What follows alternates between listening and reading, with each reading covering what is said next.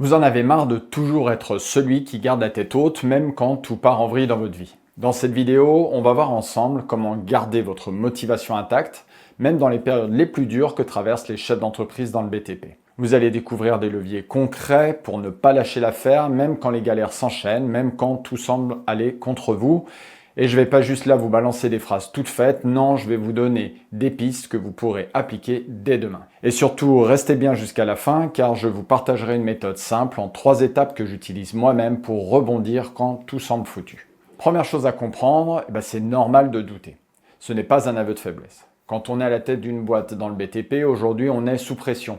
Inflation des coûts, manque de main-d'œuvre, retard fournisseur, et malgré tout ça, on doit être celui ou celle qui montre l'exemple. Le premier levier, c'est de normaliser les moments de démotivation. Accepter que ce soit temporaire, plus on lutte contre, plus ça prend de la place. Enfin, entourez-vous. On sous-estime à quel point le fait de parler à d'autres dirigeants, même 10 minutes dans une journée, peut remettre les choses à leur place. Je vous invite à bloquer 30 minutes par semaine pour échanger avec d'autres entrepreneurs, sans enjeu, juste pour souffler et prendre du recul. Je vais vous partager un moment que j'ai moi-même traversé. Je bossais du lundi au vendredi, d'environ 4h30 à 21h, et le samedi matin, je recevais encore des clients. Je me disais, c'est comme ça qu'on va réussir, c'est comme ça qu'on s'en sort. Mais malgré toutes ces heures, rien ne bougeait. La trésorerie restait à plat, les problèmes s'enchaînaient, et un matin, je me suis réveillé, je me disais, j'en peux plus, je vais tout lâcher. C'est là que j'ai compris un truc. Le problème, ce n'était pas que je bossais pas assez, c'est que je tirais seul la charrette, sans recul, sans soutien. Allez, maintenant passons au deuxième point essentiel. Remettre du sens dans ce que vous faites, pas juste bosser pour bosser. On ne perd pas la motivation à cause des difficultés, on la perd quand on ne sait plus pourquoi on se bat.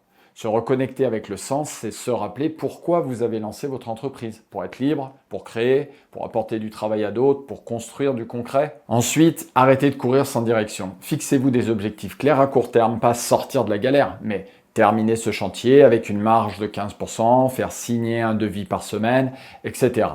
Un petit objectif égale une petite victoire égale un regain de motivation. Et surtout, célébrer les petites avancées, oui, même les toutes petites. On ne bâtit pas la motivation uniquement sur ces gros succès. Ce que je vous propose, c'est que chaque vendredi, vous notiez, toujours au même endroit, 3 choses concrètes que vous avez réussies dans la semaine. Et n'hésitez pas à les relire quand vous avez une baisse de morale. Moi aussi, en mon temps, j'ai eu de sérieuses baisses de morale, et puis un jour, j'ai ressenti à nouveau pourquoi je faisais tout ça. On fêtait les 50 ans de l'entreprise, créée par mon grand-père, reprise par mon père, et maintenant entre mes mains. J'ai repris conscience de ma place, je n'étais pas juste là pour gérer des entreprises, j'étais en train d'écrire notre histoire familiale. Et ce jour-là, j'ai ressenti une fierté profonde. Ça m'a reconnecté et ça m'a redonné une énergie de dingue. Troisièmement, et troisième levier, prenez soin de votre énergie physique et mentale. Sans ça, il n'y a rien qui tient. Dans le BTP, on prend souvent soin des outils, des véhicules, de nos gars, de nos clients, mais rarement de nous. Et pourtant, si vous tombez, tout s'écroule derrière vous. La motivation, c'est un carburant. Ce carburant, c'est un niveau d'énergie.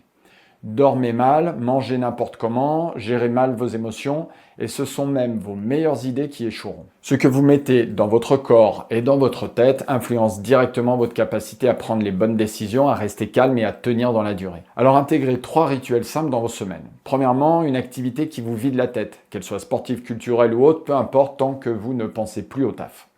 Deuxièmement, une pause, 0 téléphone, chaque jour pour être focus sur vos priorités. Et pour finir, un moment hebdo rien que pour vous, votre moment égoïste de liberté. J'ai moi aussi à un moment compris que je ne pouvais pas continuer comme ça car je bossais non-stop. Et je me suis remis à courir, à faire du tennis, puis en retrouvant la forme, j'ai retrouvé ma passion pour les arts martiaux, les sports de combat, tout ce que j'aimais quand j'étais militaire. Et là, j'ai repris vie, j'ai retrouvé toute mon énergie, pas juste au boulot, mais dans ma tête, dans ma famille et dans ma vie. C'est là que j'ai compris que pour tenir, il faut prendre soin de soi, ou plutôt avoir des moments pour soi dans la semaine. Quatrièmement, et dernier levier, changez de perspective. Mettez-vous en mouvement.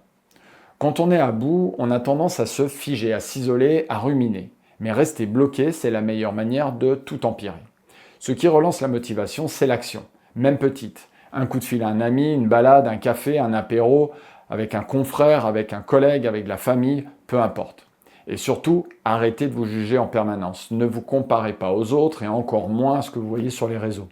Restez focus sur votre vie et vos objectifs. Quand vous sentez la démotivation monter, bougez. Ne vous enfermez surtout pas. Et vous savez pourquoi? Parfois, un tout petit déclic suffit. Un jour, j'étais dans le dur, la tête sous l'eau. Et je suis simplement allé déjeuner avec mon frère. On a discuté, pas de solution miracle, mais d'autres façons de voir les choses. Et ce déjeuner m'a redonné une forme de clarté. Ce jour-là, j'ai compris qu'un simple échange peut remettre toute la machine en route. Maintenant, rappelez-vous ce que je vous disais en début de vidéo. Vous allez découvrir une méthode en 3 étapes pour rebondir quand tout semble foutu. Et la voilà. D'abord, posez les choses, nommez ce qui vous épuise vraiment. Ensuite, reprenez soin de vous physiquement et mentalement.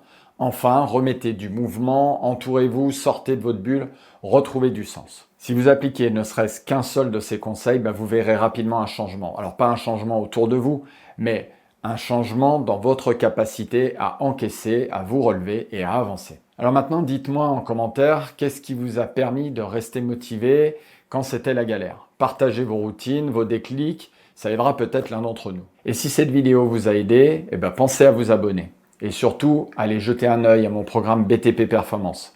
Si vous voulez optimiser votre boîte et votre posture de dirigeant, c'est du concret. Je vous dis maintenant à très bientôt dans une prochaine vidéo et un prochain podcast. Et d'ici là, prenez soin de vous.